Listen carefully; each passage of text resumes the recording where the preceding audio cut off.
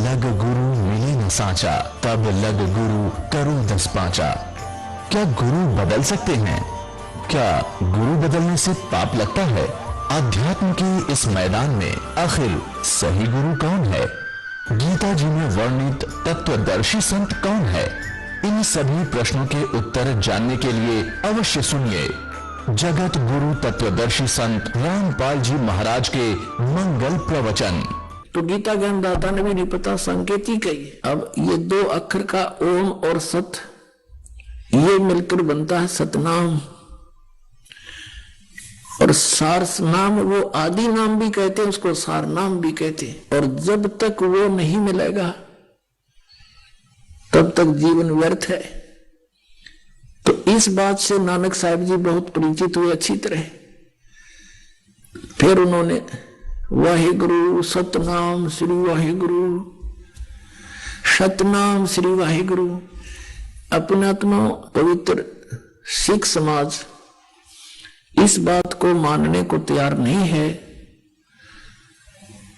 कि नानक साहब जी के गुरु काशी वाले धानक वो कबीर थे। इसके विपरीत यह सिद्ध करने की चेष्टा की है कि श्री नानक साहब जी ही कबीर साहब के गुरु थे। पुण्यात्मा, ये तो एक हमारी एक अपनी एक टेंडेंसी है, हमारा सब क्या एक स्वभाव है कि हम अपने गुरु या इष्ट को किसी से छोटा देखना पसंद नहीं करते। लेकिन हमारे कोई कहने करने से कोई छोटा बड़ा नहीं हो सकता। और हमने ये छोटे बड़े के चक्कर में पड़ना भी नहीं चाहिए। हमने ये भी देखना चाहिए कि महापुरुषों ने गुरु और शिष्य का रोल करके हमें क्या बताना चाहा है। तो पुण्यात्मा, एक तो ये आदरणीय गरीबदास साहिब जी ने कहा कि हम सुल्तानी नानक तारे दादू को उपदेश दिया और जात जुलाहा वेद नहीं पाया का सीमाएं कबीर हुआ। तो नानक साहिब जी वहीं से चल पड़े। पहली उदासी उनकी बनारस की थी।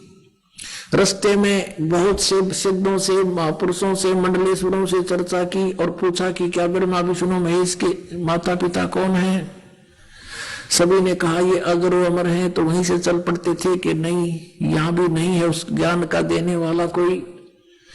बनारस में जब कबीर साहब ने ये बता दिया था, नानक जी को प्रथम बार मिले थे कि मैंने स्वामी रामानंद जी से दीक्षा ले रखी है, लेकिन मेरी संतुष्टि नहीं हुई उनसे, अब मैं आपको गुरु बनाता हूं। अपने आत्मा हमने मान बढ़ाई के चक्कर में नहीं पड़ना चाहिए। स्वयं भगवान ने आकर अपनी प्यारी आत्माओं को निकालने के लिए अपने आप को एक जीव, एक आम साधारण व्यक्ति सिद्ध किया और उनको महात्मा के नाम से संबोधित किया। कहते बड़े बड़ाई ना करे, बड़े न बोलने बोल, और हीरा कबू कहे नहीं मेरा लाख टका है बोल। अब जो ही रामानंद जी के पास गए, रामानंद जी से चर्चा की कि ब्रह्मा विष्णु महेश के माता पिता कौन है, स्वामी जी बताइए। श्री रामानंद जी ने कहा कि मुझे कुछ पता नहीं था भक्त। अब वैसे तो मेरे शिष्य कहलाते हैं, लेकिन वो परमात्मा आए स्वयं। ये ज्ञान मेरे को कबीर भगवान ने दिया है और इनके माता पिता की पूरी डिटेल आपने चाहिए तो कबीर साहब से मिल लो। अब नानक साहब जी ने कहा कि कौन कबीर, कहां है वो, अब मुझे मिलाओ उनसे। आदरणीय रामानंद जी ने एक सेवक भेज दिया आदरणीय नानक साहब जी के साथ, और परम पूज्य कबीर परमेश्वर जी जहां अपनी झोंपड़ी में बैठकर कपड़ा बुनने की लीला कर रहे थे, उनको पता था कि पैसी आत्मा आ रहे हैं। कहां तलवंडी पश्चिमी पाकिस्तान में, कहां बनारस काशी शहर भारत में, वहां पैदल पहुंच गए।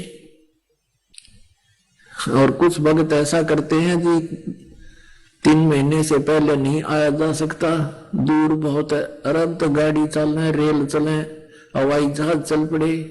जिन्होंने परमात्मा की कसक लगी वो आगा पीछा नहीं देखते और उन्हीं को मिलता है। तो वहां जाकर देखा कि सचमुच ये तो वही है जो सचखंड में देखा था। ओ हो, ये तो सबको धोखा देकर बैठे हैं, खुद भगवान आए हैं। नानक साहिब जी ने कहा था, फाई सूरत मुल्क की वेश, ए ठगवाड़ा ठगी देश खरा सियाणा बोता बार। लोगों ये धानक रूप रहा करतार। देखो ये धानक रूप, ये दुल्हा रूप में बैठा, ये भगवान, ये भगवान। ये श्री गुरु ग्रंथ साहिब जी के प्रश्न नंबर 24 पर ये वाणी पूरी अंकित है। गुरु ग्रंथ साहिब के 721 पृष्ठ पर कहा है कि एक अर्ज गुप्तम पेश तोदर कूण करतार, हक्का कबीर करीम तू बे ए परवरदिगार। हक्का कबीर माने सत कबीर। तो यहां पर ये अनुवाद करता कहते थे कि यह कबीर का अर्थ बड़ा है, काशी वाला कबीर यहां मायने नहीं रखता, क्योंकि नानक साहिब जी को तो सतपुरुष मिले थे, सतपुरुष। अपने आत्माओं ये कंसेप्ट क्लियर करते हैं इन्हीं महापुरुषों के इतिहास और सदग्रंथों और जीवनी से। ये देखिएगा भाई बाले वाली जन्म साखी, doctor Jawahar Singh, Kripal Singh and company, इसके ये प्रकाशक हैं। ये है ई जन्म साखी, आज तक छप चुकिया नालों बड़ी है, सब तो बड़ी ते पुरातन है। भाई बाले वाली जन्म साखी श्री गुरु नानक साहिब देव जी दी, पंजे साहिब दी साखी ते 10 पातशाह दे जीवन समेत मुकम्मल साखियां हैं। Doctor Jawahar Singh, Kripal Singh and company, प्रकाशक पुस्तकों वाले, गली नंबर 8, बाग रामानंद, अमृतसर। अब इसमें आपको दिखाते हैं 252 पृष्ठ पर, ये 251 पृष्ठ पे है। ये सिद्धा नाल गोष्ठी हुई, तो यहां है साखी होर चली, आगे साखी होर चली, यहां से चला है। अभी 251 पृष्ठ पे हम देख रहे हैं सिद्धा नाल गोष्ठी हुई। मर्दाना ने कहा कि मर्दाना जी आख्या जी तू ता निरंकार है, तू तो खुद परमात्मा है, आगे का कोई भी ना ही आपके आगे कोई नहीं ठहर सकता, सभी भस्म हो जाते हैं। ता गुरु नानक जी बचन कीता मर्दाना, आसानो करतार ने ऐसा वड्डा गुरु मिलाया है। इससे सिद्ध हो गया कि जो गुरु मिले हैं श्री नानक साहिब जी को, वो करतार ने मिलाए, भगवान ने मिलाए, यानी इनका गुरु जी था। ये कंसेप्ट हुआ क्लियर। आगे देखो, आसानो करतार ने एडा वड्डा गुरु मिलाया है। जो करतार थी असाडी दृष्टि विच तले नहीं आउंदा, यानी परमात्मा से कम नहीं, और उसकी कृपा बिना हमें वो दिखाई नहीं देता। तो यहां फिर आगे चले, यह साखी होर चली, ये साखी होर चली। इसमें फिर आगे मर्दाना ने पूछा, ये मीना पर्वत की साखी है, 252 पृष्ठ पे सिद्धा नाल गोष्ठी हुई। ता फिर मर्दाना पूछिया जी तुसानो जो गुरु मिलिया सी उसका नाम की है। ता गुरु नानक जी की हा मर्दाना उसका नाम बाबा जिंदा अखदे हन। जहां तोड़ी जल और पवन है उस दे हुक्म विच चलदे हन, अते अग्नि और मिट्टी ए भी उस दे आगे आखे विच हन। और जिस ताही बाबा जिंदा मिलेगा उस ताही बाबा आखना चाहिए, होरस ताही बाबा नहीं आखना, यानी सबका दादा ओए है और किसी को दादा भी मत कह दिए, सबका बाबा वही है। ता मर्दाने कि हाँ गुरु जी असी भी तो तुहाडे नाल सी फिरदे आहे ते तुसानू कद मिलिया है। ता गुरु नानक जी की हा मर्दाना अजय तू असाथ ही नहीं आया से, तुम्हारे साथ नहीं था। जद असी मिलन गए से ता मर्दाने किहा जी, कद गए से ता गुरु जी किहा जद सुल्तानपुर विच डुबकी लाई सी। सुल्तानपुर में दरिया में डुबकी लाई सी। तब मर्दाने असी 3 दिन उसे पासे रहे से, 3 दिन उसी के पास रहे थे। मर्दाना भाई बाला जानते हैं, मर्दाना वो ऐसा गुरु है जो जिसकी सता संपूर्ण जगत नो आसरा दे रही है। अते मर्दाना जिंदा उसनो कहते हैं जो काल के वश ना होए, अथों काल उसदे वश होई ता मर्दाना की हाजी उसदा रंग की है अते उसदा आसन किथे है। ता गुरु जी की हा मर्दाना उसदा रंग लाल है, पर उस लाली नाल कोई भी लाली मिलदी नहीं अते उसदे रोम स्वर्ण दे रंग दे हन, सोने कैसे रंग है, पर उन्हां दे नाल सोना भी दख नहीं देंदा है। अब इसे सिद्ध हो गया कि उनको बेई नदी में जब डुबकी लगाई तब उनको गुरु मिला। अब और दिखाते आपको, कंसेप्ट क्लियर करते हैं। ये है प्राण संगली और ये कहां से छपी है? प्राण संगली प्रथम भाग यहां से छप, प्रकाशक है बेलविडिया प्रिंटिंग वर्क्स। ये 56A/13 मोतीलाल नेहरू रोड इलाहाबाद। इसके संपादक कौन है? तो संत संपूर्ण सिंह जी। ये देखिएगा, गुरुमुख जनों का सेवा विलासी सटीपन उल्थाकार संपूर्ण सिंह तरनतारन पंजाब से। और इसके देखो 15वें पृष्ठ पे नानक साहिब का जीवन चरित्र, जीवन चरित्र है ये 15 पृष्ठ पे देखिएगा नीचे। संवत 1554 में गुरुजी एक दिन नियमानुसार पहर रात रहे सेवक के साथ बेई नदी पर स्नान करने को गए तो वहां एक साधु से भेंट हुई जिसने चेताया कि बाबा नानक जी तुम किस काम के लिए इस संसार में भेजे गए हो, तुम्हारे लिए सच्चे दरबार से क्या आज्ञा है और क्या कर रहे हो। इस पर गुरुजी उस साधु के साथ बेई नदी में घुसकर और 3 दिन तक गुप्त रहे। लोग अपनी अपनी समझ के अनुसार कोई कहते थे कि डूब गए, कोई और कुछ अनुमान करते थे, परंतु वास्तव में गुरुजी अपने शरीर को योग बल से समाधि दशा में नदी में स्थापित करके सतपुरुष के चरणों में सतनाम का खुल्लम खुल्ला उपदेश करने की आज्ञा के लिए सचखंड में गए थे। 3 दिन पीछे जब वह नदी से निकले तो मोदी खाने में जाकर सब सामग्री सीधा साधुओं और भूखों को लुटा दिया। अब कहने का भाव ये है कि इनको कौन मिले थे, उन्होंने कंसेप्ट क्लियर कर दिया कि मुझे एक साधु मिला था। अब आपको हिंदी में भी दिखाते हैं, ये देखिएगा, ये हिंदी वाली है, ये भाई बाले वाली जन्म साखी। और ये कहां से छपी है? भाई चतर सिंह जीवन सिंह अमृतसर तक। भाई बाले वाली श्री गुरु नानक देव जी की जन्म साखी, ये यहां से छपी अमृतसर से। ये इधर भी देखिए, ये भाई चतर सिंह जीवन सिंह बाजार माई सेवा अमृतसर, यहां से। यहां पृष्ठ नंबर 197 पे काजी रुकन दीन सूरा था, उसके साथ वार्ता हो रही है नानक जी की।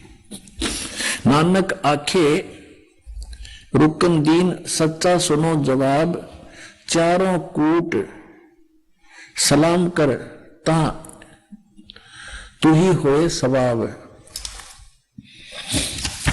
अब 198 पे कहते हैं, खालक आदम सरजिया आलम बड़ा कबीर, और कायम दायम कुदरती सिर पीरां दे पीर।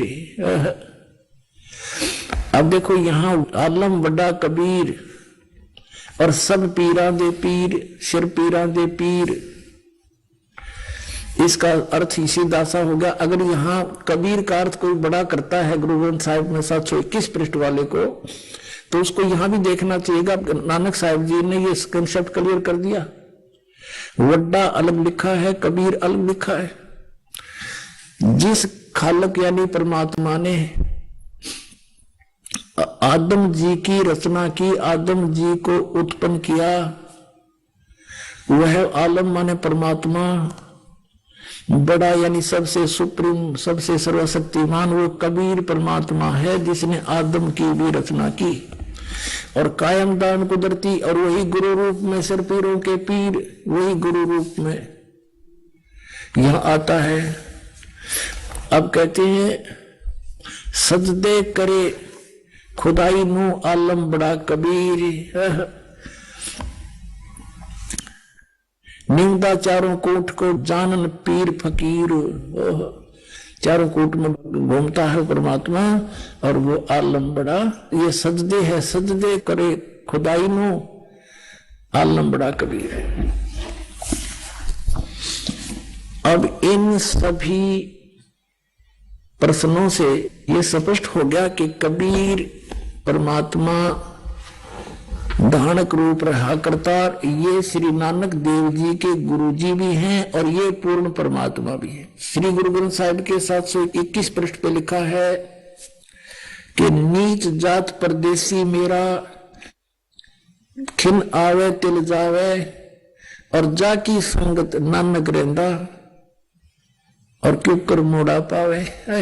जैसे आप जी ने ऋग्वेद मंडल नंबर 9 सूक्त नंबर 86 मंत्र 26 और 27, ऋग्वेद मंडल नंबर 9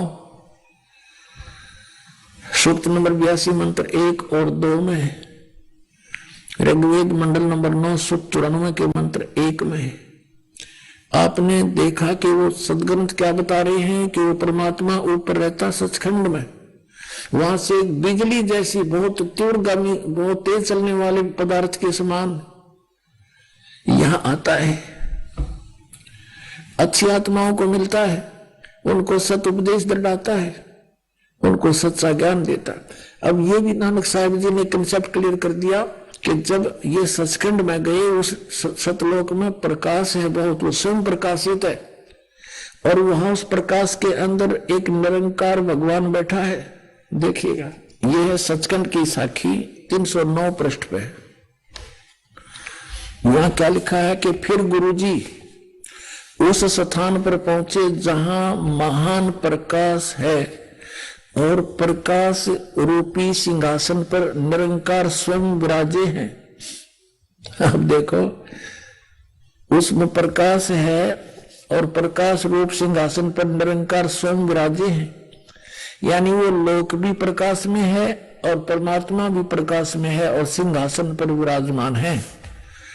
और देवी देवता अवतार अपने अपने हाथ बांधे हुए आज्ञा की प्रतीक्षा में खड़े हैं।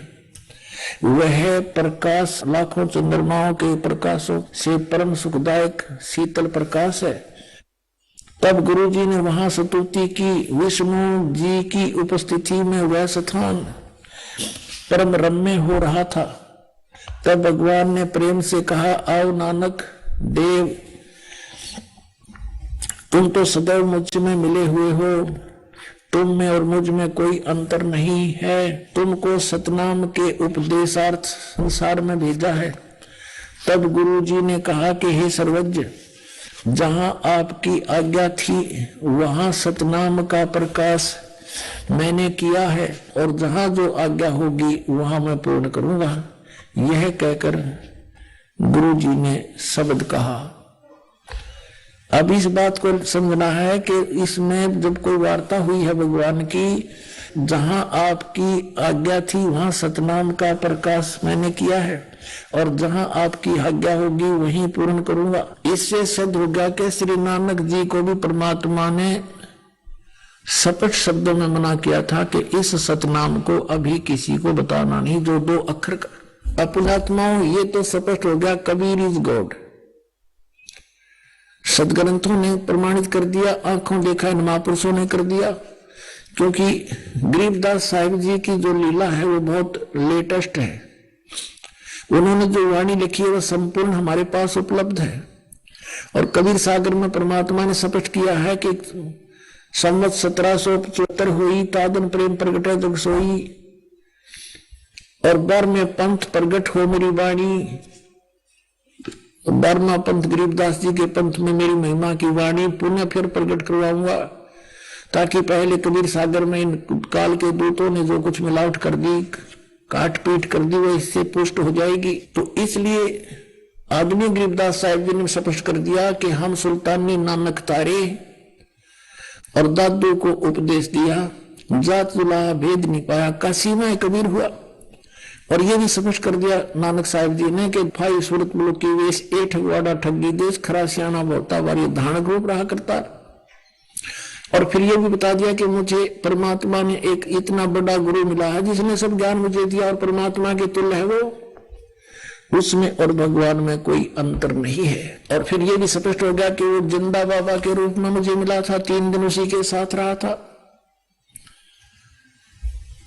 अब उसने कौन सा सतनाम दिया था, वो 2 अक्षर का कौन सा मंत्र है। नानक साहब ने कहा कि जे तू पढ़ा बिंदो अक्षर बिंदो नावा, पंडित को कहते हैं पंडित यदि तुम 2 अक्षर इन 2 नाम के बगैर कोई जाप करता है, जो चारों वेद गीता को घोटे बैठा है, कुछ भी तुझे लाभ होने वाला नहीं है। तो कबीर परमेश्वर ने भी कहा है कि कबीर 2 अक्षर 2 भाग होगा खसम तलेगा राख, ये 2 मंत्र जाप करण के हैं। और कुछ अनाड़ी कहते हैं ये जाप करण के नहीं, ये तो साधना करण के। साधना क्या है ये बताओ, नाम के जाप की साधना होती है और कोई हठयोग करना होता है इसमें। अब आपको दिखाते हैं वो कौन सा मंत्र है 2 अक्षर का, ये देखिएगा। ये वही है पंजाबी भाषा वाली, पंजाबी लैंग्वेज में साखी। इसके हम समुद्र की साखी पर आते हैं 547 पृष्ठ पे। ये है समुद्र की साखी, पृष्ठ नंबर 547 पर। बाला संधु वाच, बालाजी कहते हैं गुरु अंगद देव जी, जो नानक साहब जी के तुरंत बाद गद्दी पर विराजमान हुए, दूसरे गुरु जी बोले जाते हैं। पाते हैं गुरु अंगद जी जद गुरु नानक देव जी अजीते पासों विद्या हुए, ता मर्दान ने किया सच्चे पातशाह जी असी समुद्रता देखिया पर लंका ना देखी, जिथे रामचंद्र जी चढ़ाई की है। ता गुरु नानक जी किया चलो भाई बाला ते मर्दाना, तुहानू रंज नहीं करना, आखी मीटो, आंखें बंद करो। जा आखी मीट के खोलिया ता समुद्र दे कंडे यानी किनारे जा खड़े हुए, ते आखन लगे बाला ते मर्दाना मेरे पीछे पीछे चले आओ। मुखों वाहिगुरु वाहिगुरु कहिंदे आओ, ते आगे आगे गुरु जी तुर पे, जैसे धरती ऊपर तुरदे सन उसी तरह समंदर ऊपर तुर पे जा चले। जावन ते पीछे बाला ते मर्दाना जावन, ता मर्दाने विचार की कि गुरु नानक देव जी ओम सोहम जप दे जाते हन, ते मर्दाना भी ओम सोहम लगा जपन, ते लगा गोते खावन। ता गुरु नानक देव जी देखण, ता मर्दाना गोते खांदा है। ता गुरु नानक देव जी कहा मर्दाना गुरु जी करने वाल नहीं देखना, गुरुदेव वचना पर चलना चाहिए। तू मर्दाना ओए आंख जो असा आखिया है, ता मर्दाना फिर लगा वाहिगुरु वाहिगुरु कहने, ता फिर जल ऊपर वैसे ही तुरंत लगा। अपने आत्मा आपको दिन में भी बताया था कि परमात्मा ने सभी महापुरुषों से इनसे कह दिया था कि अभी ये सतनाम सार्वजनिक मत करना, यदि तुमने अभी इसको सार्वजनिक कर दिया तो बिचली पीढ़ी वाले हंस पार नहीं हो पाएंगे। जो ये पीढ़ी, इसके लिए सारा कुछ खेल हो रहा था। तुम इसका जाप करते रहना, लेकिन इस बिचली पीढ़ी तक इसको किसी को सार्वजनिक नहीं करना। अब इन महापुरुषों के लिए आदेश था किसी को बताना नहीं। ये भी कंपलसरी था कि उन्होंने ये एफिडेविट बनाना था कि हम ये जाप किया करते थे, इससे हमारा मोक्ष हुआ। अब जैसे आदरणीय गरीबदास साहिब जी कहते हैं, झांकी वे कबीर की नानक की तीवा, और वह सिक्खा गगल पड़ीब कौन छुटावेता। अब नानक साहब ने इस उद्देश्य से कहा था कि ये नाम तो मैं बताऊं नहीं, और वाहिगुरु का जाप दे दिया। वाहिगुरु वो किसको कहते थे? कबीर परमेश्वर को, सतपुरुष को, कि तुम वाहिगुरु करते रहो। और साथ में प्रथम 5 नाम भी दिया करते थे। आदरणीय नानक साहिब जी को परमात्मा ने यही आदेश दिया था कि ना तो सतनाम किसी को बताना, ये 2 अक्षर का, और नहीं सारनाम बताना, और केवल ये 5 नाम देना। यही जो दास आपको देता, यही 5 नाम का आदेश दिया था। लेकिन ये 1-2 गद्दी वालों ने इसका निर्वाह किया। उसके बाद फिर ऐसे ही सिख समाज को, कि ज्ञान तो है सतपुरुष और सतलोक का, सचखंड का, तो उसमें ये भ्रमणा फैल गई कि भाई बात तो हम करते हैं सतलोक और सचखंड की, सतपुरुष के अतिरिक्त हम किसी को मानेंगे नहीं और देवताओं की हम पूजा करेंगे नहीं। और ये जाप मंत्र है, ये तो यही इन्हीं के ब्रह्मा विष्णु और शंकर तक के सीमित है। तो उन्होंने वो भी त्याग दिए, केवल एक वाहिगुरु सतनाम, यो तो मूल मंत्र बना लिया, और बाकी वाणी का पाठ नित्य वगैरह ये इन्होंने क्रियाएं शुरू कर दी। इसकी एक झलक दिखाता है दास, क्योंकि परमात्मा का ज्ञान ऐसा है, इसमें कोई मीन मेख नहीं। लेकिन ये सिद्ध कैसे होता है? ये तो उनसे सिद्ध होगा जो क्रियाएं वो पंथ कर रहे हैं, और उन्हीं में लिखा होगा तो प्रमाणित होगा कि सचमुच वो ऐसा ही करते थे।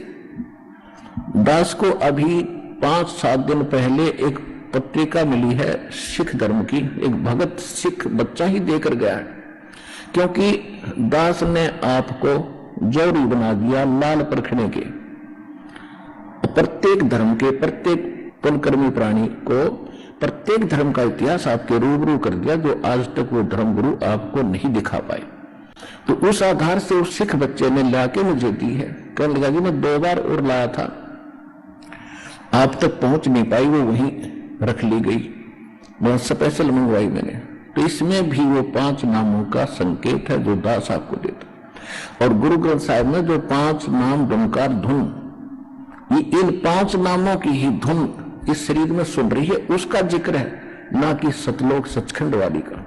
ये छोटी सी पत्रिका है, ये सारी 15-16 पृष्ठ इसके अंदर है, 16 पृष्ठ की है। देखिए, इसका नाम है 35 अखरी। ये देखिए, ये है साखी भाई लालो जी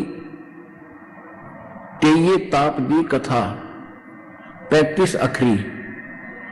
और ये है नसीहत नामा, और ये कहां से छपी? इसके बैक में है ये सारा डिटेल, ये देखिएगा, ये यहां से छपी है। ये है जवाहर सिंह पब्लिशर्स, 119/3, गली कालान बाग जलियांवाला अमृतसर। अब इसके अंदर आपको दिखाते हैं, इसमें एक तो ये कथा है कि जो तेया ताप बोलते हैं ना, जो तीसरे दिन चढ़ता, उसके बारे में कोई कथा बता रखी है। जो तीसरे गद्दी नशीन हुए हैं रामदास जी, उनके बारे में कोई शक्ति का उनका ज्ञान दिया। फिर हम आपको दिखाते हैं, ये क्या बता, इसके ऊपर है 7 नंबर पृष्ठ पे, ये जो है ना, ये सतनाम है संकेत में, एक ओमकार, ये गुप्त रखा हुआ था, ये दूसरा मंत्र है, ये ओम मंत्र है, ये ओम है, एक ओम सतगुरु प्रसादी, ये 2 मंत्र का अक्षर है। ये 35 अखरी, ये इस प्रकार ऊड़ा ईड़ा आड़ा ईड़ी सस्सा हा इस तरह के इस आधार से क्या ओंकार सर्व प्रकाशी कि ओंकार ओम ने तो सभी जानते हैं और आत्म शुद्ध एक अविनाशी आत्म शुद्ध माने परमात्मा जैसे परमात्मा वो तो एक ही अविनाशी है। इस आगे फिर इसमें बताया है ये देखो यहां इसके 8 पृष्ठ पे इसमें ये तत्ता थत्था दत्ता धन यादि के बाद तारण गुरु बिना नहीं कोई, यानी गुरु के बिना कोई तार नहीं सकता, यानी गुरु की सच्चा गुरु मिला सच्चे मन तब दे जब तरे। फिर 9 पृष्ठ में लिखा है कि धन गुरुदेव मुक्ति के दाते और नाना नेक वेद जस गाते, आपकी महिमा वेद भी बताते हैं। अब यहां देखियो 10 पृष्ठ पे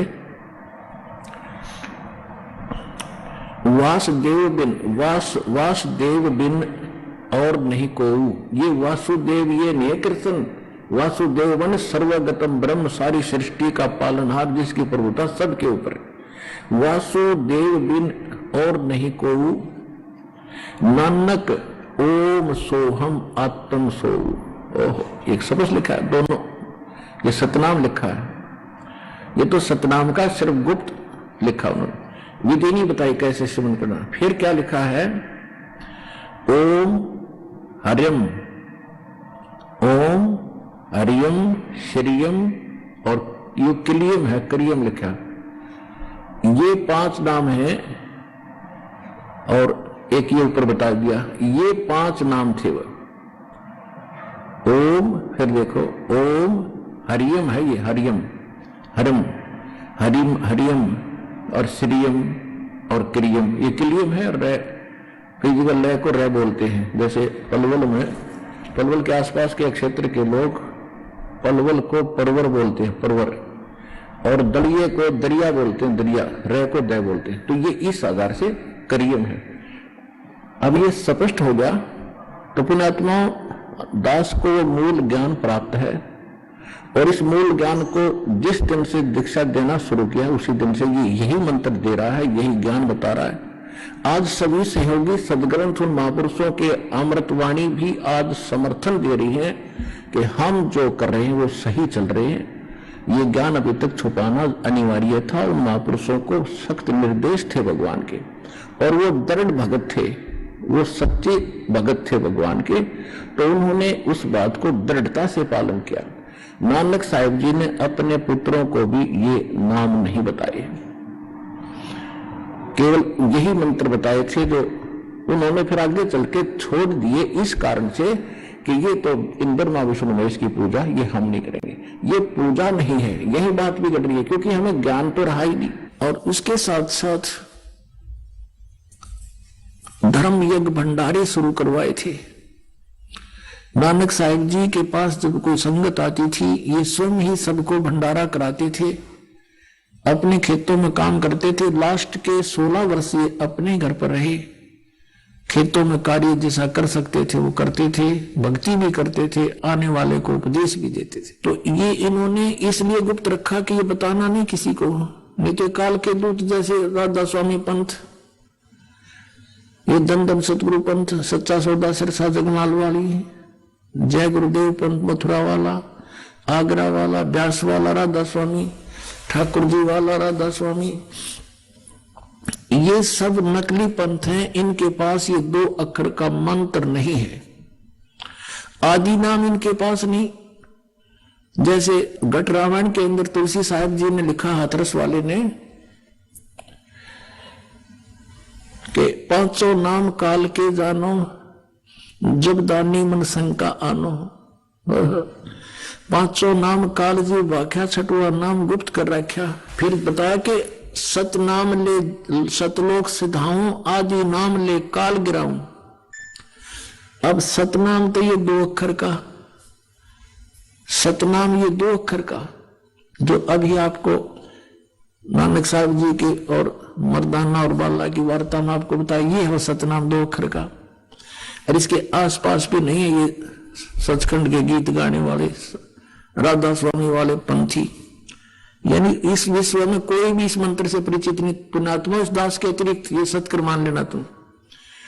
और कोई अधिकारी नहीं, यदि किसी से ज्ञान हो जाती है अधिकारी नहीं देने के, इसलिए परमात्मा ने इन काल के दूतों से इसे बचाए रखने के लिए, अगर गुरु ग्रंथ साहिब में ये लिख दिया जाता तो महापुरुषों ने जिन्होंने गुरु ग्रंथ साहिब को बनाया, सब वाणियों का, पवित्र अमृतमणि वाणियों का संग्रह किया, उस समय इन्होंने इस बात को मद्देनजर रखा कि कहीं ये ओम सोम का मंत्र सतनाम 2 अक्षर का और गुरु ग्रंथ साहिब में लिखा गया, आने वाले भक्त इसको पढ़ेंगे और पढ़ेंगे तो गुरु जी की आज्ञा की अवहेलना होने से ये हानि को प्राप्त हो जाएंगे। जैसे मर्दाना के साथ कैसी भयंकर दुर्घटना होगी थी, वो मौत को प्राप्त हो गया था। तो इस मद्देनजर से उन्होंने जहां पर भी गुरु ग्रंथ साहिब के अंदर नानक साहिब जी की वाणी में ये मंत्र था, निकाल दी, वो वाणी नहीं रखी ग्रंथ साहिब में। इसके लिए नानक साहिब जी ने एक अच्छा प्रयत्न किया कि एक प्राण संगली बनाई। तो अच्छा मार्ग मैंने लिखा है, आम व्यक्ति के ये हाथ नहीं लगड़ाती। आप पुण्यात्मा फिर दिखाते हैं आपको थोड़ा सा रिहर्सल कि ये प्राण संगली जो है नानक साहिब जी ने लिखी और एक राजा के पास सुरक्षित रख दी। मर्दाना डूब गया होता इस मंत्र का जाप करने से। इस बात को मद्देनजर रखते हुए प्राण संगली को भी जल प्रवाह कर दिया गया था अर्जुन देव जी के द्वारा। जो गुरु अर्जुन देव जी थे 5वें, जिन्होंने गुरु ग्रंथ साहिब को सब वाणियों को इकट्ठा करके जलित बना दिया, उस समय इसको भी जल प्रवाह कर दिया था। देखिएगा अब इस पवित्र ग्रंथ के बारे में क्या कहा श्री नानक साहिब जी ने प्राण संगली के बारे में। देखिएगा ये भाग 1 है प्राण संगली, प्रथम भाग श्री गुरु नानक साहिब विरचित प्राणों का अपूर्व कवच, जो सुर शब्द योग साधना में अमोघ तारों से रचा हुआ, काल कर्म का कृत, विघ्नों के गुरुमुखों का सुरक्षित का हितकारी, जिसको गुरुमुखी अक्षरों में, गुरुमुखी अक्षरों से भाषा अक्षरों में सटीपन तैयार करके गुरु साहिब के संक्षिप्त जीवन चरित्र समेत संत संपूर्ण सिंह ने प्रेम प्रसाद रूप से अर्पण किया, जिसके मालिक वेलविडियर प्रेस इलाहाबाद ने अपने खर्चे से अपने यंत्रालयों में प्रकाशित किया। ये यहां से छपी, इसके देखना आवश्यक सूचना में गुरु नानक साहिब ने यह अपूर्व ग्रंथ प्राण संगली किस अवसर पर सिंगल द्वीप में वहां के परम भक्त राजा शिवनाथ जी को उपदेश करके बख्श दिया। और फिर उनकी 5वीं गद्दी के अधिकारी यानी गुरु अर्जुन देव जी ने, नानक साहिब जी के 5वीं गद्दी के अधिकारी गुरु अर्जुन देव जी ने उसे कैसे सिंगला द्वीप से मंगवाया तथा किस कारण से उसे गुरु ग्रंथ साहिब के संग्रह से अलग रखा, इसका वर्णन गुरु नानक साहिब के जीवन चरित्र में दूसरी यात्रा के आखिर के हिस्से में और टिप्पणकार के निवेदन में लिखा है। गुरु नानक साहिब ने इस अनमोल ग्रंथ का नाम प्राण संगली क्यों रखा, ये तो पक्के तौर पर वही कह सकता है जिसकी गति उनकी सी हो। कहते इसका नाम प्राण संगली क्यों रखा, इसके बारे में जो बताओगा जो नानक जी जैसा इन सदग्रंथों के गुण रहस्य से परिचित हो, उन किसी उसकी गति हो तो भी कुछ लखाड़ा उसका उनके उस वचन से होता है जो निज मुख से नानक साहिब ने बोले हैं, जो उन्होंने राजा शिवनाभ से कहा था, ये ग्रंथ मेरी देह है।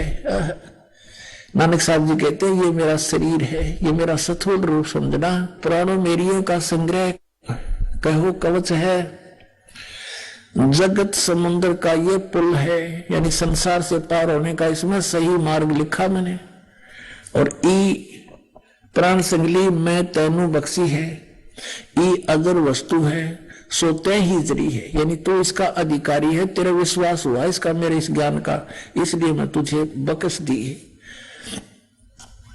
ई प्राण संगली अमृत प्रवाह है, तेरे ही मुख विखे प्रवेश हुई है और तीन लोकां विच इस वस्तु ਨੂੰ संभालता कोई नहीं ताते प्राणों विखे प्राण संगली रखनी। इस वचन से स्पष्ट होता है कि यह ग्रंथ प्राणों का संग्रह रूप है। अब इन्हें पता नहीं प्राण माने श्वासों का श्वास, और ये मंत्र जो ओम सोहम यानी सतनाम 2 अक्षर का, ये श्वासों से सिमरण होता है। इसकी विधि है, जिसको प्राप्त दास से उसको खूब पता है। और नानक साहब ने खूब लिखा था इसमें, जिसमें प्राण पिंड का निर्णय, ये तो लेखक की बात है, प्राणों में मन के निरोध का पूरा भेद लिखा है। संभव है इसको गुरु ग्रंथ साहिब की जिल्द में शामिल ना करने की वजह यही हो कि गुरु अर्जुन देव जी ने समय अनुसार इसे हरेक छोटे बड़े की दृष्टि में लाना उचित न समझा। अपने आत्मा अर्जुन देव जी ने किस दृष्टिकोण से इसको छोटे बड़े की नजर से बचाया कि उसमें ये मंत्र लिखा था 2 अक्षर का, जो नानक साहब जी जाप करके मोक्ष को प्राप्त हुए, और वहां झटका देना जरूरी था, नहीं तो ये काल के दूता का हाथ लग जाता। पूरा सिख समाज इसका जाप करता, ये जो दूसरे नकली पंथ ये भी कहते हम भी, क्योंकि बिना पूर्ण गुरु से ये प्राप्त हुए बिना काम नहीं कर सकता। न तो इसमें पढ़ के कोई भी जाप देने लग जाए उसे कोई लाभ नहीं हो सकता, वो तो नकली पासपोर्ट बनाएगा। तो इन नकली पंथों जो काल ने कहकर चलाए थे कि मैं नकली पंथ चलाऊंगा, 12 पंथ करूं मैं साजा, नाम तुम्हारा ले करूं आवाजा, 12 पंथ नाम जो ले ही वो मेरे मुख में आन समाई।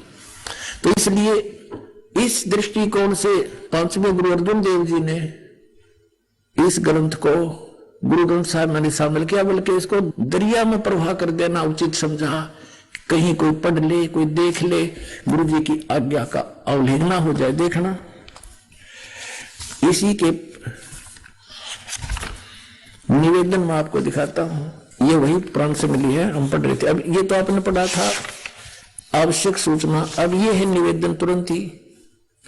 श्री गुरु नानक साहेब के 5वें स्थान पर श्री गुरु अर्जुन देव जी हुए हैं, जिन्होंने गुरुवाणी की बीड़ बांधते समय, यानी सभी वाणियों को इकट्ठा करके गुरु ग्रंथ साहब का जब रूप दिया, उस समय पैड़ा नामक एक शिष्य को सिंगला दीप भेजकर राजा शिवनाभ के पौत्र, शिवनाभ तो रहा नहीं था, उसका पौत्र था, पोता के पास यह ग्रंथ मंगवाया था, ये प्राण सिंह ने मंगवाया था, जिसे किसी कारण विशेष से गुरु ग्रंथ साहिब की बीड़ में रखना उचित न समझकर सर्वथा जल प्रवाहित कर दिया था। ओहो, सारा का सारा जल में प्रवाहित कर दिया था, डाल दिया था।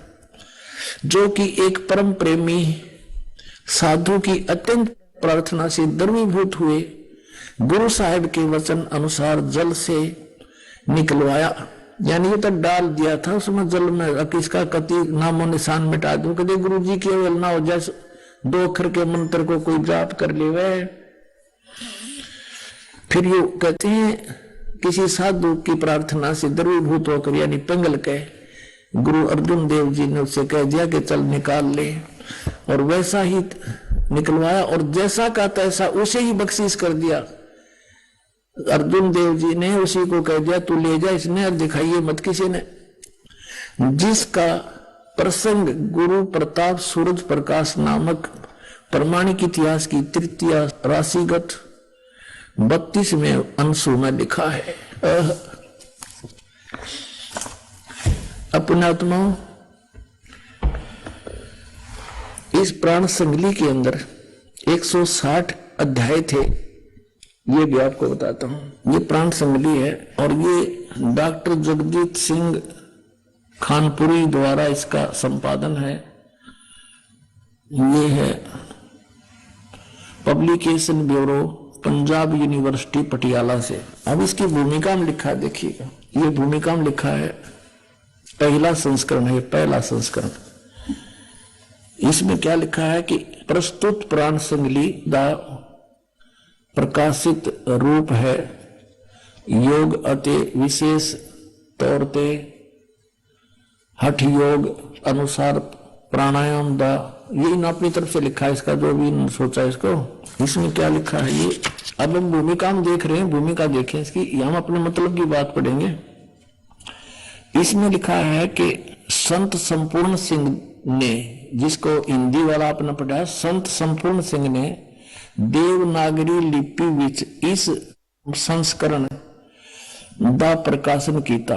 उस विच कुल 80 अध्याय शामिल हैं और 80वें अध्याय के अंत ते इस दे कुल अध्याय 113 लिखे हैं। और इस संख्या दी पुष्टि जन्म साखियां तो भी होंदी है, पर संत संपूर्ण सिंह ने 160 अध्याय दे होने दी संभावना वल संकेत किया। अब कहने का भाव ये है कि इनमें से जो मूल थे वो निकाल दिए, जिनमें कंसेप्ट क्लियर था ये इस सतनाम के बारे। फिर भी इसमें बहुत स्थानों पर, जैसे आपको सुबह भी दिखाया था, फिर दिखाते हैं, ये प्राण संगली भाग 2 के 103 पृष्ठ पर ये मंत्र स्पष्ट है, लेकिन इनसे गलती से रह गया, इनका समझ में ना आया, यू के लिखा है यहाँ पर।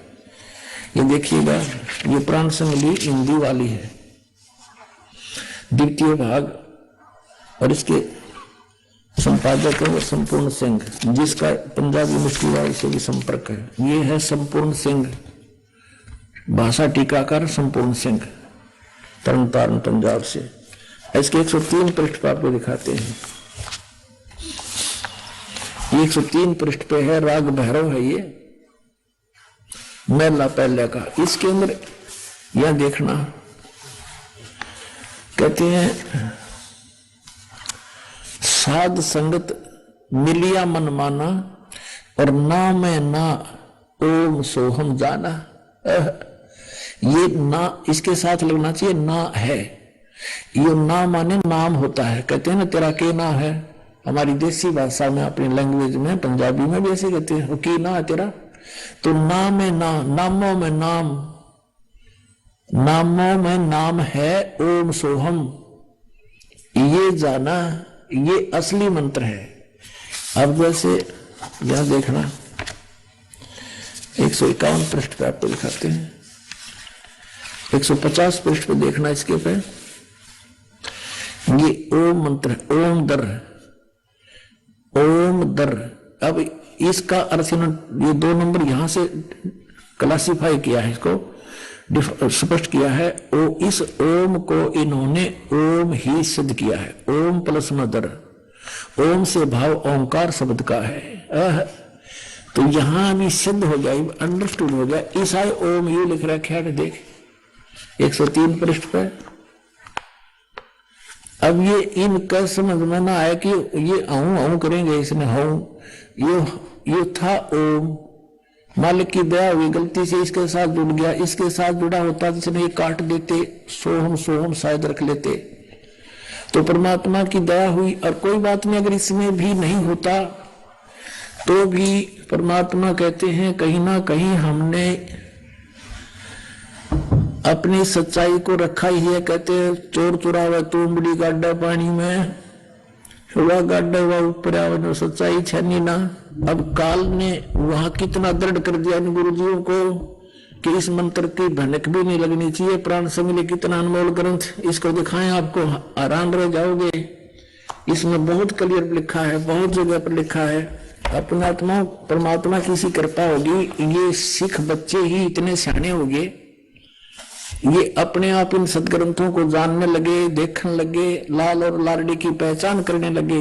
आइए अब हम उन श्रद्धालुओं के अनुभव जानते हैं जो जगत गुरु तत्वदर्शी संत रामपाल जी महाराज जी से दीक्षा प्राप्त कर चुके हैं तथा उनके द्वारा बताए गए भक्ति मार्ग पर चल रहे हैं। सर नमस्कार।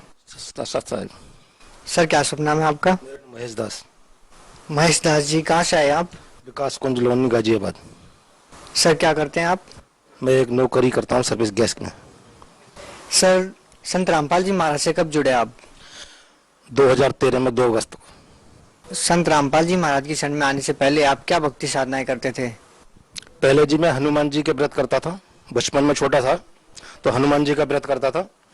तो हमारे यहाँ एक ताई थी हमारी, उनके प्रेत आत्मा आती, उनके अंदर प्रेत आत्मा आती, उन्होंने ये कहा था कि हनुमान जी की भक्ति ना करें, क्योंकि पागल हो जाते हैं हनुमान जी भक्ति करने वाले। तो हमारा व्रत तोड़वा दिया जी, घर वालों ने मना कर दिया कि ऐसा ऐसा लड़का पागल हो जाएगा, इसका व्रत बंद करवा दो। मैंने जी व्रत बंद कर दिया। काफी दिन के बाद फिर मैं दिल्ली आ गया। दिल्ली आने के बाद मैंने भक्ति करी, शादी भी हो गई, 3 लड़की हुई, लड़का कोई नहीं था। तो हर आदमी को लड़के की चाहत होती है। मुझे कोई मिला, उसने बताया कि पाला जी चले जाओ, पालम में नसीरपुर की गद्दी लगती है, वहां अवश्य लड़का मिलेगा होगा। तो जी वहां गए हमें, तो लड़के की प्राप्ति हुई। उसके बाद में मेरी इतनी श्रद्धा बढ़ गई, वहां मैं 20 साल तक जुड़ा रहा वहां। 20 साल तक जुड़ने के बाद में भक्ति करता रहा, हनुमान जी का नाम भी लिया परमात्मा से, उनकी वही हनुमान जी की गद्दी पे नाम भी मिला, और 20 साल हवन भी करा, सारे काम करे। मुझे कोई खास लाभ नहीं हुआ, जो थोड़ा बहुत चल रहा था तो चलता ही जाता। उसके बाद में मुझे एक नरेश दास भगत जी मिले, उन्होंने ज्ञान बताया। फिर मैंने ज्ञान गंगा किताब दी, ज्ञान गंगा किताब पढ़ी हमने, तो सृष्टि रचना पढ़ी, उसमें ये पता चला सारा कुछ जानने के बाद में ज्ञान बहुत बढ़िया है। लेकिन एक दिन भगवत गीता देखने का शौक था मुझे, टीवी पे आती थी, चैनल लग गया। तो वहाँ गुरुजी संत रामपाल जी महाराज बता रहे थे कि मैं आध्यात्मिक टीचर हूँ। तो मैंने कि आम आदमी है, आध्यात्मिक टीचर कहाँ से आई, हमें तो नहीं लगता कहीं से, ना सन्ना दाढ़ी है, ना मूछ है, ना कुछ है, और आध्यात्मिक टीचर बता रहे हैं अपने आप। हमें सुनी नहीं, वैसे ही दूसरे चैनल पे लगा दिया। 2-4 दिन के बाद फिर देखा उसे, सत्संग को, तो अच्छा लगा। फिर नरेश दास से कही मैंने, भगत जी हमें तुम बाहर ले चलो। जब वो भी टाल गए बात को, उन्होंने कुछ केयर नहीं करी। उसके बाद में हमारे एक सहयोगी हैं, मित्र हैं, राजकुमार जी, मैंने वो किताब उन्हें दी। मैंने कहा भगत जी ये किताब पढ़ना। भगत जी तो नहीं कहते थे, हमारे मित्र थे उस टाइम, भगत जी जानते ही नहीं थे क्या चीज होती है। तो किताब उन्होंने पढ़ी, बोले किताब बहुत बढ़िया है, चलो घर के चलेंगे, दोनों जने किसी दिन उनके यहाँ मिल के आएंगे, वहां चलेंगे आश्रम। फिर हम दोनों जनों ने कहा कि भाई भगत जी चलो एक दिन हमें ले चलो वहां। वो बोले कहाँ चलेंगे, हाँ चलेंगे। काफी दिन व्यतीत हो गए। एक दिन हमने बताया, उन्होंने बताया कि हाँ फलाने दिन चलेंगे इस तारीख को और चलना। मगर ठीक है जी। हम और राजकुमार और हमारी भगतमती जो घरवाली हमारी, वो भी चली गई वहां। जाने के बाद वहां आश्रम में पहुंचे तो बहुत अच्छा लगा, अच्छा लगा। इतनी शांति, वातावरण बहुत बढ़िया, जैसे एकदम जैसा स्वर्ग में आ गए हों। और नामदान लिया। नामदान लेने के बाद जब दर्शन करने गए गुरुजी के, तो जब गुरुजी को हमने देखा तो इतना तेज प्रकाश था कि बहुत अच्छा लगा, बहुत अच्छा तेज। नामदान लेके आ गए। उसके बाद में घर वालों ने हमारा विरोध भी किया, भाई बंधुओं ने। सर, संत रामपाल जी महाराज से नाम दीक्षा लेने के बाद आपको क्या लाभ मिले? लाभ तो जी बहुत मिले। सबसे पहला लाभ तो मेरी भगतमती थी, जो उसको प्रेत आत्मा आती थी, तो वो इतनी परेशान थी। 20 साल जब बालाजी की गद्दी पे गया था, कोई आराम नहीं मिला था उसे। और उन्होंने ये कह दिया था कि ये इसके साथ ही जाएगा, यानी ये खत्म हो जाएगी तभी खत्म होगा ये। और बहुत सी परेशानी थी, घर में भी हमारे यही किस्सा था, लेकिन कोई लाभ नहीं था। 20 साल तक मैं हवन भी करता था, रोज हनुमान चालीसा दोनों टाइम होता था, फिर हवन करता था सुबह को, इससे कोई लाभ नहीं हो रहा था मैं। अब जब हम वहां नाम लेके आए, तो उस दिन जब लौट के आ रहे थे हम वापस, तो भगतमती के ऐसे चीटी सी काट रही थी, जैसे कोई जो चीज परेशान करने वाली थी, बहुत परेशान करा था उन्हें। घर आते आते हम इतनी बुरी हालत हो गई थी, बहुत ज्यादा परेशानी हुई। फिर जो फोटो लेके आए थे हम, और जो भगत जी ने, नरेश भगत जी ने हमें बताया था, तो उन्हें बुलाया हमने, भगत जी ऐसे ऐसे बात है और ये परेशानी हो रही है, हम नाम लेके आए। तो बोले ऐसा करो, जो फोटो लेके आए हो ज्योति जलाओ और दंडवत प्रणाम करो और परमात्मा से विनती करो, ठीक हो जाएगा सब। जी ऐसा ही करा। थोड़ी देर में वो शांति हो गई, वो आत्मा आ गई थी, वो बोल रही थी, ऐसा उल्टा सीधी बात करती थी वो। तो फिर एक बार थोड़े दिन के बाद, 2-3 दिन महीने के बाद में हमारी माताजी खत्म हो गई। जब माताजी खत्म हो गई तो आग लगाने के लिए सब भाइयों ने हमें वो किसे बनाया कि तुम बड़े हो, तुम आग लगाओ। तो हमने सोचा भाई ठीक है, नाम तो खंड हो ही जाएगा हमारा, जो सारे काम करने पड़ेंगे। तो बोले हम नहीं जानते कुछ भी, तुम्हें करना है, तुम बड़े हो जी। मैं कहा ठीक है जी। हमने जब सारे काम करने के बाद में 10वां 13वीं फूल चुकना जो भी सारे काम करने पड़े और नामखंड हो गया जी हमारा दोनों जनों का। नामखंड होने के बाद में फिर वही हालत होने लगी हमारे घर में, जो प्रेत आत्मा आती थी फिर वही होने लगा। अब क्या करें, अब तो हम पालम भी नहीं जा सकते और वहां से जो है फिर दोबारा नामखंड हो गया, तो क्या करें। फिर भगत जी ने बताया कि तुम ऐसा करो आश्रम जाओ। सर फिर हम आश्रम जाने के लिए तैयार हो गए दोनों जने। पुरानी दिल्ली रेलवे स्टेशन में पहुंचते पहुंचते गाड़ी छूट गई, गाड़ी चलने लगी और हम पीछे थोड़ा तो कदम था, 50 कदम का फासला था गाड़ी से। हम बहुत रे भागे, गाड़ी निकल गई। फिर थोड़ा आगे चल गए, गाड़ी खड़ी हो गई और हम बैठ गए आराम से। फिर और 10 मिनट बाद गाड़ी चली। हमें बड़ा संतुष्टि हुई, चलो अच्छी जगह जा रहे हैं, परमात्मा कहे जा रहे हैं। ठीक है जी, पहुंच गए, नाम शुद्ध कराया और उस दिन से और आज का दिन है, अब हमें तो भैया बहुत आराम है, परमात्मा की दया है, सब ठीक ठाक है जी। सर एक बार मेरा एक्सीडेंट हुआ था, मैं ड्यूटी से आ रहा था तो रोड क्रॉसिंग कर रहा था, साइकिल से आ रहा था। रोड क्रॉसिंग कर रहा मैं तो सोच रहा कि निकल जाऊंगा मैं, लेकिन गाड़ी एक तेजी से आई और एकदम ब्रेक लगाया उन्होंने, तो बच गया मैं उस दिन, परमात्मा की दया हो गई।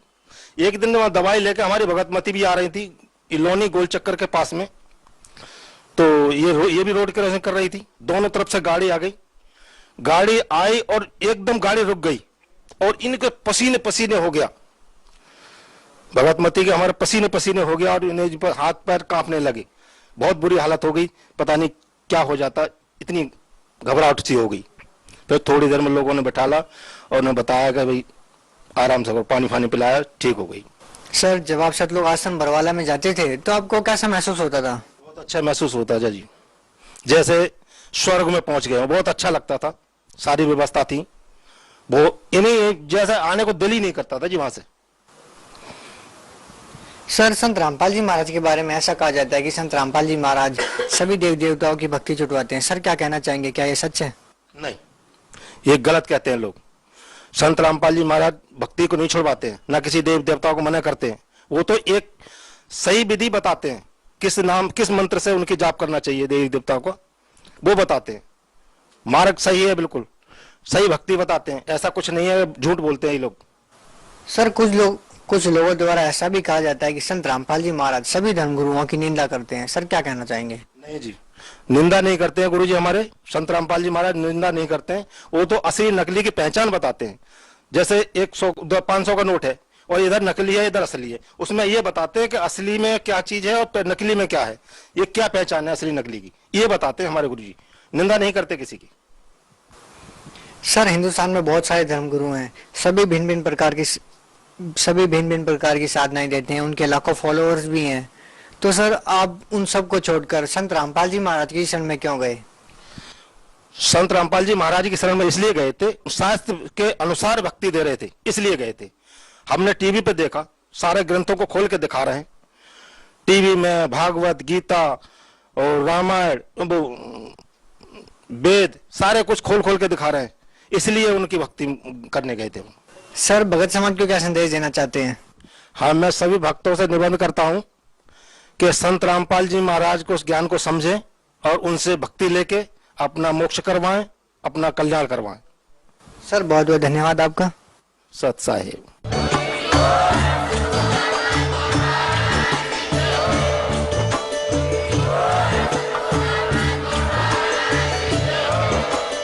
आप सुन रहे थे जगत गुरु तत्वदर्शी संत रामपाल जी महाराज जी के मंगल प्रवचन। अधिक जानकारी के लिए विजिट कीजिए हमारी वेबसाइट www.jagatgururampalji.org। संत रामपाल जी महाराज जी के शुभ आशीर्वाद से पूरे विश्व भर में 500 से भी ज्यादा नाम दीक्षा केंद्र हैं, जिन पर संत रामपाल जी महाराज जी द्वारा ऑनलाइन निशुल्क नाम दीक्षा दी जा रही है। अपने नजदीकी नाम दीक्षा केंद्र का पता करने के लिए संपर्क करें।